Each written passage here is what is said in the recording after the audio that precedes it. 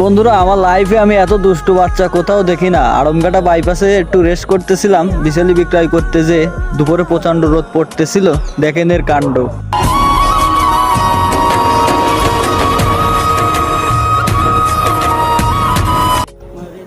তোর নাম কি? দোকানদারি করিস? তা কেউ তোর কাছ থেকে ফায়দা নিয়ে যায় না? ফায়দা নিয়ে যায় না কেউ? তা এই পরিমাণে পাউডার লাগাই কেউ? মুই গরম লাগতেছে, তা ঠান্ডা লাগতেছে। ঠান্ডা লাগলে কি পাউডার লাগাতে হয়? তো কয় ভাই বোন? গাইজ, আপনারা আড়মঘাটা বাইপাস দিয়ে যখনই যান তখনই আপনারা এই চায়ের দোকানে যাবেন, দেখবেন বাচ্চাটি অনেক কিউট, অনেক দুষ্টুমি করে, এবং তাদের দোকান থেকে আপনারা একটু কেনাবেচা করবেন, এতে তাদের উপকার হবে।